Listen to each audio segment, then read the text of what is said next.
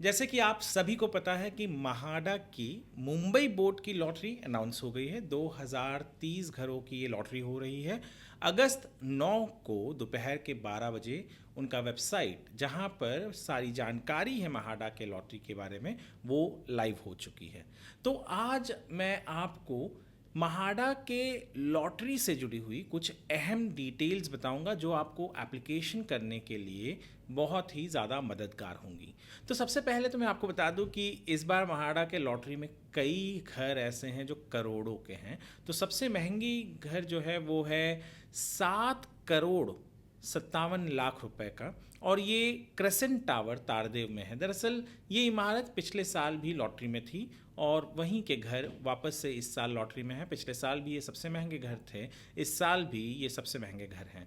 इसके अलावा हमने जैसे आपको बताया था कि लॉटरी में 4 इनकम ग्रुप होते हैं। तो वो कौन से 4 इनकम ग्रुप हैं? इकोनॉमिकली वीकर सेक्शन यानी ईडब्ल्यूएस, लोअर इनकम ग्रुप यानी एलआईजी, मिडिल इनकम ग्रुप यानी एमआईजी और हाई इनकम ग्रुप यानी कि एचआईजी। अब इनके जो आपको किस किस वजह से ये निर्धारित होते हैं, तो ये इनकम ग्रुप है यानी आपके इनकम के ऊपर। तो जो इनकम लिमिट है, एलिजिबिलिटी जो है वो ईडब्ल्यूएस के लिए, यदि आपके सालाना इनकम 6 लाख रुपए है आपका या आपके परिवार का, तो आप ईडब्ल्यूएस में आएंगे। एलआईजी के लिए आपका सालाना income up to 9 lakh rupees है, तो एमआईजी के लिए ये 12 लाख तक की सीमा है, और एचआईजी के लिए कोई भी अपर लिमिट नहीं है यानी कोई मर्यादा नहीं है। अब जब मैं कहता हूं कि फैमिली इनकम, तो क्या होता है? दरअसल फैमिली इनकम यानी यदि आप शादीशुदा हैं तो पति यदि एप्लीकेशन दे रहा है और पत्नी भी काम करती है, तो पति और पत्नी दोनों के जो इनकम है उसको फैमिली इनकम माना जाता है। ठीक उसी तरीके से यदि पत्नी एप्लीकेशन दे रही है तो पत्नी और पति काम करता है उसका, तो पत्नी और पति दोनों के जो मिला के सालाना इनकम होता है वो फैमिली इनकम है। अब इनकम कैसे निर्धारित होगा? उसके लिए आपका जो पिछले साल का यानी फिनेंशियल ईयर 2023 और 24 में आपने इनकम टैक्स रिटर्न भरा होगा उसके ऊपर, और यदि जो भी आप समझिए इनकम टैक्स नहीं भरते हैं, तो उसके अलावा आप कैसे अपने इनकम को निर्धारित करेंगे? तो जो भी कॉम्पिटेंट अथॉरिटी होते हैं आपके तहसील में, आपके ज़िले में, उनके लिए सबसे इम्पॉर्टेंट चीज़ ये भी एक है कि यदि आप ईडब्ल्यूएस कैटेगरी में हैं तो आप ईडब्ल्यूएस के लिए तो एप्लीकेशन कर ही सकते हैं, एलिजिबल हैं तो। उसके अलावा एलआईजी के लिए भी कर सकते हैं। यदि आप एलआईजी में एलिजिबल हैं यानी आपके इनकम के हिसाब से, तो आप एलआईजी में भी एप्लीकेशन कर सकते हैं, और एमआईजी के घरों के लिए भी ये ठीक उसी तरीके से। यदि आप एमआईजी में हैं एलिजिबल, तो आप एमआईजी के घरों के लिए भी कर सकते हैं, और साथ ही साथ आप एचआईजी के लिए भी कर सकते हैं। पर यदि आप सिर्फ एचआईजी में आपका एलिजिबिलिटी आता है, तो आप सिर्फ एचआईजी के घरों के लिए ही एप्लीकेशन कर सकते हैं। अब इसके अलावा जो लोकेशंस हैं वो भी बहुत महत्वपूर्ण है। तो कहाँ कहाँ पर है इस बार घर? ये घर है वडाला, मुलुंड, विक्रोली, पहाड़ी गोरेगांव, तारदेव, गोरेगांव, कांदिवली, लोअर परेल, बोरीवली, सायन, जेवीपीडी, जुहू, भाईखला, दादर, माहिम, मजगांव, एंटॉप हिल, सांता क्रूज, चेंबूर, कुर्ला, अंधेरी, पवई और मलाड। इन इलाकों में यानी मुंबई में, जो पूरे मुंबई में है, हर जगह ये घर फैले हुए हैं।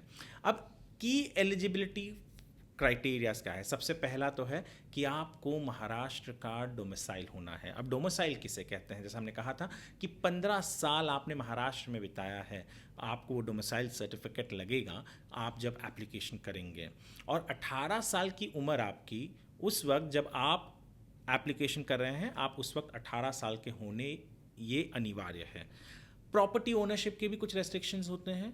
तो सबसे महत्वपूर्ण चीज़ ये भी है कि यदि ये जो लॉटरी है, इसमें बहुत सारे लोग सवाल पूछते हैं कि यदि मेरे नाम पे एक घर है तो मैं एप्लीकेशन कर सकता हूँ या नहीं कर सकता हूँ। यदि आपके नाम पर या आपके पत्नी के नाम पर या आपके माइनर बच्चे के नाम पर कोई घर मुंबई यानी बीएमसी लिमिट्स में है, मुंबई म्युनिसिपल कॉरपोरेशन लिमिट्स में है, तो आप इस मुंबई बोर्ड के लॉटरी के लिए एप्लीकेशन नहीं कर सकते। पर मुंबई म्युनिसिपल कॉरपोरेशन लिमिट के बाहर है यदि आपका जो घर है, तो आप इसमें एप्लीकेशन कर सकते हैं। ठीक उसी तरीके से यदि आपने इसके पहले किसी भी सरकारी योजना के बेनिफिट के तहत आपको कोई घर मिला है पूरे राज्य में, तो आप एप्लीकेशन नहीं कर सकते। और प्रधानमंत्री आवास योजना के तहत यदि आपको एप्लीकेशन करना होगा तो आपका पूरे देश में कहीं पर भी पक्का घर नहीं होना चाहिए। तो ये हो गया। ये आपको इम्पॉर्टेंट डेट्स भी हम बता दें क्योंकि सबसे महत्वपूर्ण होता है। महत्वपूर्ण ये भी है कि डेट्स यानी कौन कौन से दिनों पर आप किस तरीके से एप्लीकेशन होगा। तो ऑनलाइन रजिस्ट्रेशन और एप्लीकेशन जैसा हमने पहले ही बताया 9 अगस्त को शुरू हो गया है दोपहर के 12 बजे से।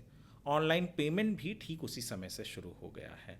एप्लीकेशन एंड कब होगा यानी लास्ट डेट है सितंबर 4, 2024 रात के 11:59।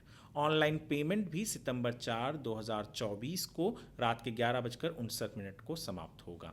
आरटीजीएस और एनईएफटी के जो पेमेंट है वो भी सितंबर 4, 2024 को रात के 11:59 को समाप्त होगा। जो ड्राफ्ट एप्लीकेशन यानी जिन लोगों ने भी अप्लाई किया है वो एप्लीकेशंस के नाम जो आएंगे वो आएगा सितंबर 9, 2024 को शाम को 6 बजे।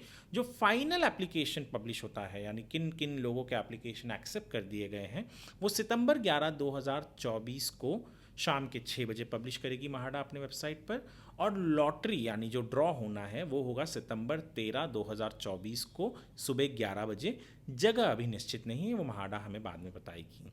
और जो रिफंड है यानी जिन लोगों को घर नहीं लगा उन्होंने जो ईएमडी भरा है, अर्नेस्ट मनी जो भरना होता है हर एक एप्लीकेशन के साथ, वो रिफंड होगा उन्हें। वो सितंबर के 18 तारीख से सवेरे 11 बजे से रिफंड महाडा करना शुरू करेगी। इसके अलावा भी बहुत सारी जानकारियां हैं जैसे कि घर कहाँ है, क्या है, कितनी कीमतें हैं घरों की, कितने कौन कौन से रिजर्वेशन में हैं। तो वो सब जानने के लिए आप https:/housing.mahada.gov.in, मैं वापस से वेबसाइट का नाम बोलता हूँ, housing.mahada.gov.in। इस वेबसाइट पर जाइए और इस वेबसाइट पर जाकर आपको सारे डिटेल्स मिल जाएंगे। एक बहुत ही महत्वपूर्ण चीज़ जो मैं अंत में कहना चाहूँगा कि महाडा कोई भी एजेंट नहीं रखती है कि जिनके ज़रिए आप ये घर ले सकें।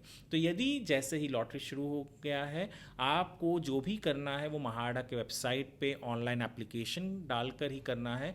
कोई भी एजेंट, कोई भी व्यक्ति यदि यह आके बोलता है कि लॉटरी के बिना या लॉटरी में कुछ छेड़छाड़ करके वो आपको घर दिला दे तो ऐसे लोगों से सावधान रहिएगा।